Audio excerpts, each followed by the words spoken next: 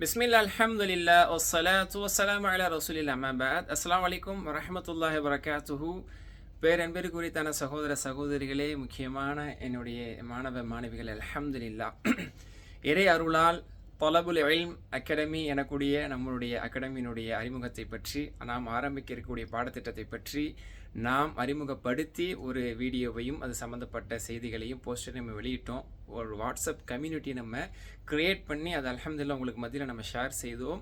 இறை அருளால் மாஷா அல்லாஹ் 1000க்கும் மேற்பட்ட நபர்கள் அதில் இதுவரை இணைந்திருப்பது அல்லாஹ்வுக்கு எல்லா புகழும், மிகவும் மகிழ்ச்சிக்குரிய நன்றிக்குரிய ஒரு விஷயம். அல்ஹம்துலில்லாஹ் பல்வேறு மாணவ மாணவிகள் அதில் இணைந்திருக்கிறீர்கள், பல்வேறு மக்கள் அதில் இணைஞ்சிருக்காங்க, பல பேர் நீங்கள் இணைத்து விட்டுருக்கிறீங்க. அது ரொம்ப சந்தோஷமான விஷயம். மாஷா அல்லாஹ் ஒரு சில மாணவர்கள் மட்டுமே 50-100க்கும் மேற்பட்ட நபர்களை, கல்வி ஆர்வம் உள்ள மக்களை மாஷா அல்லாஹ் இணைத்து விட்டுருக்கீங்க, ஆட் பண்ணியிருக்கீங்க. பாரக்கல்லாஹு ஃபீக்கும், ஜஸாக்குமுல்லாஹு ஹைர். அல்ஹம்துலில்லாஹ். சரி, இப்போ இது தொடர்பாக சில கேள்விகள், சில விளக்கங்கள் மக்கள் கேட்டுட்டு இருக்கிறாங்க. அதுக்காகத்தான் அடுத்த இந்த பதிவு. அதாவது குறிப்பாக இந்த சப்ஜெக்டை சூஸ் பண்ணதுக்கான மெயின் காரணமும் கேட்குறாங்க. ஏன் அக்கீதா ஃபிக்ஹை எடுத்திருக்கீங்க, இதுக்குன்னு ஒரு தனிப்பட்ட எதுவும் காரணம் இருக்கா, மற்ற எவ்வளோ சப்ஜெக்ட்ஸ் இருக்குது, இதுக்கான எதுவும் ஒரு தனிப்பட்ட ஃபோக்கஸ் என்ன அப்படிங்கிற மாதிரியான சில கேள்விகள் கேட்கப்படுவதுண்டு.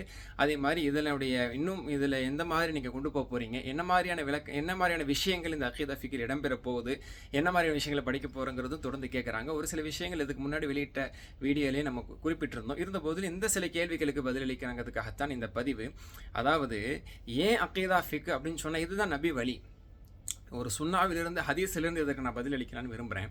நபி ஸல்லல்லாஹு அலைஹி வஸல்லம் அவர்கள் முஆத் பின் ஜபல் ரலியல்லாஹு அவர்களை யமனுக்கு மார்க்கத்தை போதிக்கக்கூடியவராக அவர்களை அனுப்பி வைத்த போது அப்போ சொன்னாங்க, அவ்வளு ஃபல்யக்குன் அவ்வளு மா ததுஹும் இலை ஐயுவஹிதுல்லாஹ தஆலா. நீங்கள் யமனுக்கு போய் அவர்களுக்கு நீங்கள் செய்யக்கூடிய முதல் பணி, அவர்கள் நீங்கள் அழைக்கக்கூடிய அழைப்பு பணி அல்லாஹ்வினுடைய அக்கீதாவின் பக்கம் இருக்கட்டும் சொன்னாங்க. அல்லாஹ் ஒருவனை மட்டும் வணங்க வேண்டும் என்ற இந்த தௌஹீத், இந்த அக்கீதாவின் பக்கம் இருக்கட்டும் என்று சொன்னார்கள். அப்போ முதல் கட்டளை, முதல் கல்வி, முதல் போதனை அது மார்க்கத்தினுடைய அடிப்படையான அக்கீதால தான் இருக்குங்க சொன்னாங்க. ஃபைதா அரஃபுதாலிக், இதை அவர்கள் புரிந்து விட்டால், இந்த அக்கீதாவில் அவர்கள் தெளிவடைந்து விட்டால், அஹ்பிருஹும் அவர்களுக்கு நீங்கள் எடுத்து சொல்வீராக, பிஅன்னல்லாஹ ஃபரத அலைஹிம் ஹம்ஸ ஸலவாத், அவர்கள் மீது 5 நேர தொழுகை இறைவன் கடமையாகி இருக்கிறான் என்று அந்த 5 நேர தொழுகையை பற்றியான கடமையை எடுத்துரைப்பீராகன்னு சொல்றாங்க. இதுலேருந்து என்ன புரிதல்னா, முதல்ல தௌஹீதையும் முதல்ல அக்கீதாவை நபி ஸல்லல்லாஹு அலைஹி வஸல்லம் போதிக்க சொல்றாங்க. அதில் அவர்கள் தெளிவடைந்த பிறகு அவர்களுக்கு ஃபிக்ஹை கற்றுக் கொடுங்க, அதாவது மார்க்கத்தினுடைய தொழுகையினுடைய அம்சத்தை கற்றுக் கொடுங்கிறாங்க. அப்போ தொழுகை எங்கேருந்து ஆரம்பிக்குது? உதுவிலிருந்து, தூய்மையிலிருந்து, குளிப்பிலிருந்து, தயமத்திலிருந்து, அப்புறம் தொழுகை, அதை தாண்டிய உதுவுடைய சட்டங்கள், அதை தாண்டி தொழுகையுடைய சட்டங்கள், அதை தாண்டி நோன்பு, ஜக்காத்து, ஹஜ்ஜு, உம்ரா, இது மாதிரி எல்லா விஷயங்களும் இபாதத்துகளும் அதில் அடுத்தடுத்ததாக அவர்களுக்கு கற்றுக் கொடுக்க வேண்டும் என்பது இதிலிருந்து புரிந்து கொள்ள முடியாது. அப்போ நபி ஸல்லல்லாஹு அலைஹி வஸல்லம் வழிகாட்டுதலின் அடிப்படையில் சஹாபாக்கள் எப்படி அடுத்தடுத்த சமூகத்தை உருவாக்கினார்கள்? அகீதாவை கற்றுக் கொடுத்தார்கள், ஃபிக்ஹையும் மார்க்கத்தினுடைய இபாதத்தையும் அவங்க கற்றுக் கொடுத்தாங்க. அதனால தான் இதை நம்ம கையில் எடுத்திருக்கோம். இதில் என்ன படிக்க போகிறோம் அப்படின்னு சொன்னால், திரும்பவும் இதை சுருக்கமாக சொல்கிறதாக இருந்தால், எல்லாமே மார்க்கத்தில் ஃபிக்ஹ் என்று நம்ம கத்துக்க வேண்டிய விஷயங்கள், அல்லது அக்கீதாவை முதலில் எடுத்துக்கொண்டால் அல்லாஹ்வை பற்றியான ஈமான், தௌஹீத் சம்பந்தப்பட்ட வகைகள், ஷிர்க் சம்பந்தப்பட்ட வகைகள், அதனுடைய உட்பிரிவுகள். இன்னைக்கு சரியான ஒரு அக்கீதா இல்லாததின் காரணத்தினால ஈமான்னா என்ன, அதனுடைய கிளைகள் என்னன்னு தெரியாம இருக்காங்க. ஷிர்க்னா என்னங்க தெரியாம இருக்க. பெரிய ஷிர்க்னா என்ன, சின்ன ஷிர்க்னா என்ன, மறைமுகமான ஷிர்க்னா என்ன, எது ஷிர்க் இல்லாதது இன்னைக்கு ஷிர்க்னு இன்னைக்கு சொல்லிட்டு இருக்காங்க. ஷிர்க் இல்லைன்னு நினைச்சிட்டு இருக்காங்க அறியாமையில. அல்லாஹ் பாதுகாக்கணும்.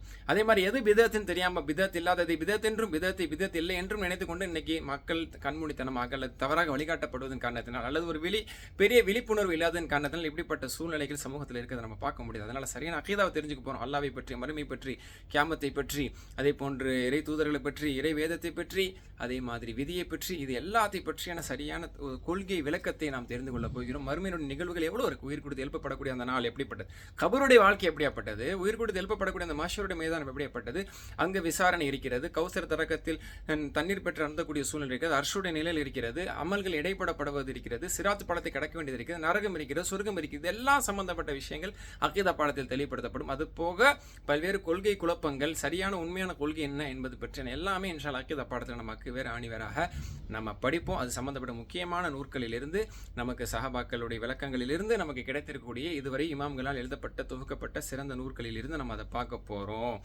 ஒரு நூலை மட்டும் பேஸ் பண்ணி இல்லாமல் பல்வேறு நூல்களிலிருந்து குறிப்புகள் எடுத்து உங்களுக்கு நான் சொல்லி இன்ஷால்லா நடத்த இருக்கிறேன் அல்லாஹ்வுடைய நாட்டத்தை கொண்டு. ஃபிக்ஹில் எடுத்துக்கொண்டால் நம்ம சொன்ன மாதிரி அடிப்படையிலிருந்து ஆரம்பித்து தொழுகை, அதாவது ஒது, தயமம், தொழுகை, அடுத்து நோன்பு, ஜக்காத், ஹஜ் என்று ஒன்றில் இருக்கக்கூடிய முழு விவரங்களையும் படிக்க போகிறோம்.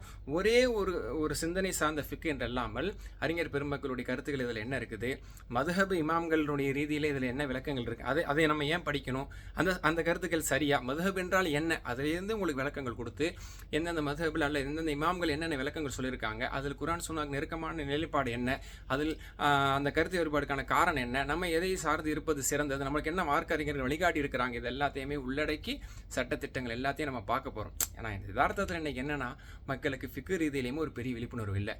சரிங்களா, அது உண்மைதான். உதாரணத்துக்கு ஒரு சின்ன சம்பவத்தை நான் சொல்கிறேன்.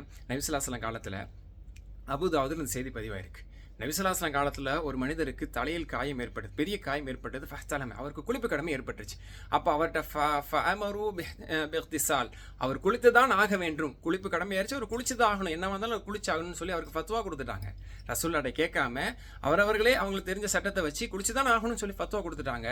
ஃபஹ்தஸல, அவர் குளித்து, ஃபமாத், அவர் குளித்துட்டு இறந்துட்டார். அந்த காயத்தில் செப்டிக் ஆகி பிரச்சனையாகி அவர் இறந்துட்டார். ரசூலுல்லாஹ் சொன்னாங்க, கதலூஹு அல்லாஹ், அவரை கொண்டு விட்டார்கள், அல்லாஹ் அவர்களை அல்லாஹ் அழிப்பானாக என்று நபி ஸல்லல்லாஹு அலைஹி வஸல்லம் அவர்கள் ஆவேசப்பட்டு சொன்னாங்க. விளக்கம் சொன்னாங்க, இன்னமா அஃபலம் யகுன் ஷிஃபாஉல் ஐ அஸ்வால், ஒரு அறியாமைக்கான திறவுகோல், ஒரு அறியாமைக்கான நிவாரணம் கேள்வி கேட்பதில்லையா என்று நீங்க கேள்வி கேட்டிருக்கணுமா இல்லையா? நீங்களாகவே தீர்ப்பளித்து அவர் இறப்பதற்கு காரணமாயிட்டீங்களே, அவரை கொலை செஞ்சிட்டீங்களேன்னு சொல்றாங்க. இன்னைக்கு இதுதாங்க நம்மளுடைய சமூகத்தின் நிலைமை. என்னமோ தெரிஞ்சு தெரியாத வச்சு பத்துவா எடுத்ததுக்கெல்லாம் ஆளுக்கு ஆளு ஃபத்துவா, தடி எடுத்தெல்லாம் தண்டல்காரங்கிற மாதிரி இன்னைக்கு எதையோ ஒன்று நுனிப்புள் மேய்ந்து விட்டு ஏதோ ஒரு சில நூற்களை படிச்சுட்டு, இன்னும் சொல்லப்போனால் சில வீடியோஸை வாட்ச் பண்ணிட்டு, சில இயக்கங்கள் இருக்கக்கூடியவர்களாக இருக்கலாம், இல்லை சில வாலிபர்களாக இருக்கலாம், இல்லை பெரியவங்க கூட சில வீடியோஸை பார்த்துட்டு சில ஆடியோஸை கேட்டு இல்லை அவங்களுக்கே புரிஞ்சு வச்சு இதுதான் மார்க், நல்லா மார்க்கத்தை லேசாக்கிட்டான் அப்படின்னு வச்சுட்டு நீங்கள் செய்யலாம், இது செய்யக்கூடாது, இது கூடாது. இன்னைக்கு அக்கீதாலையும் பேசுகிறாங்க, ஃபிக்லையும் பேசுகிறாங்க. இன்னைக்கு பல்வேறு கருத்து வேறுபாடுகளுக்கு, பல்வேறு பிரச்சனைகளுக்கு, பல்வேறு சிக்கல்களுக்கு இன்னைக்கு ஆளுக்கு ஆள் சட்டம் சொல்றது காரணமாயிருச்சு. அதனால சரியான மார்க்கம் என்ன, மார்க்க அறிஞர்கள் நமக்கு தந்த மார்க்க போதனைகள் என்ன, சரியான ஆதாரபூர்வமான நூற்கள் இடம்பெற்றக்கூடிய விஷயங்கள் என்ன, இதை தான் நம்ம அக்கீதா ரீதியிலையும் ஃபிக்ஹ் ரீதியிலையும் அக்குவேறு ஆணிவேராக நம்ம ஆதாரத்தோடு இன்ஷா அல்லாஹ் ஒவ்வொரு தலைப்பு நிக்கல படிச்சுட்டே போகிறோம். அல்ஹம்துலில்லாஹ் யூடியூப் வாயிலாக நம்ம இன்ஷால்லா வாரத்தில் 2 நாள் இதை தான் நம்ம படிச்சுட்டே போகிறோம். அல்லாஹ் நம்மளுக்கு அல்லாஹ் நாடி இதை நல்ல முறையில் நம்ம கற்றுக்கொள்வதற்கு அல்லாஹ் அருள் புரிவானாக. இதில் முக்கியமான ஒரு பதிவை நான் இங்கே என்ன சொல்ல விரும்புகிறேன் அப்படின்னு சொன்னால், இன்ஷால்லா இப்படி இந்த ரீதியில் இந்த பாடத்திட்டம் போக போகுது, திரும்ப நம்ம தெளிவுபடுத்திட்டோம். அல்ஹம்துலில்லாஹ் 1000க்கும் மேற்பட்ட நபர்கள் இதுவரை கம்யூனிட்டியில் இணைஞ்சிட்டோம். இந்த தலபலியில் அகாடமி எனக்கு இந்த கம்யூனிட்டியில் இணைஞ்சிட்டோம். அடுத்தது இது போய் சேராத மக்கள் கொண்டு போய் சேருங்க. ஏன்னா 1000 பேருக்கு மேலே வந்திருக்காங்க, நமக்கு அருகாமையில் இருக்கக்கூடிய சில மக்கள் இது இன்னும் கேள்விப்படலைன்னு சொல்கிறாங்க. அப்போ என்னன்னா நம்ம இன்னும் கொண்டு போய் அவங்களுக்கு தெளிவான முறையில் சேர்க்கணும். ஏன்னா எல்லாருக்குமே அந்த மெசேஜை பார்த்துட்டு எப்படி கம்யூனிட்டியில் இணையன்னு கூட சில பேருக்கு தெரியல. அதனால இணைஞ்சவங்க என்ன செய்யுங்க, உங்கள் கான்டாக்டில் இருக்கக்கூடியவங்களை கம்யூனிட்டியோட செட்டிங்கில், கம்யூனிட்டிக்கு மேலே நீங்கள் டேப் பண்ணி உள்ளே போய் ஆட் மெம்பருங்கிற அந்த ஆப்ஷனில் எல்லாரையெல்லாம் சேர்த்து விட வேணாம். நம்மளுக்கு எல்லாரும் வரணும், பெரிய கூட்டு சேர்க்கணுங்கிறது இல்லை. ஆர்வம் உள்ள படிக்கிற எண்ணம் இருக்கக்கூடியவங்களை சேர்த்து விடுங்க. நம்ம மூலயமா ஒருத்தர் கல்வி பெற்றால் அவர் மார்க்கத்தை பேணும் காலமெல்லாம் அவருக்கு மார்க்க கல்வி போய் சேர்ந்து அவர் மார்க்கத்தை கடைபிடிக்கும் காலமெல்லாம் நமக்கு நன்மை இருக்குல்ல. அந்த அடிப்படையில் இன்ஷா அல்லாஹ் அது உறுதியாக செய்யுங்க. திரும்ப அழுத்தமாக சொல்லிக் கொள்கிறேன், கம்யூனிட்டியில் இணைந்தவர்கள் உங்களுடைய கான்டாக்டில் இருக்கக்கூடிய 50-100 பேர்களில் யாரெல்லாம் ஆர்வம் உள்ளவங்களோ அவங்கள சேர்த்து விடுங்க. இந்த மெசேஜ் இன்னும் ஷேர் பண்ணுங்கள். இது போய் சேரலை, எங்களுக்கு சேரலைன்னு யாருமே ஃபீல் பண்ணக்கூடாது. ஏன்னா நம்ம நெருங்கிட்டோம், ஆகஸ்டோட இறுதிக்கு வந்துட்டோம். செப்டம்பர் ஆரம்பத்துலேருந்து நம்ம இன்ஷால்லா இந்த கோர்ஸை ஸ்டார்ட் பண்ண போகிறோம். யூடியூப்பில் தான் பார்க்க போகிறோம். சரிங்களா, சுலபமான முறையில் வாரத்தில் 2 மணி நேரத்தை நம்ம செலவு பண்ணி தான் நம்ம பார்க்க போகிறோம். இதுக்கு எந்த விதமான செலவும் இல்லை, ஃபீஸும் இல்லை.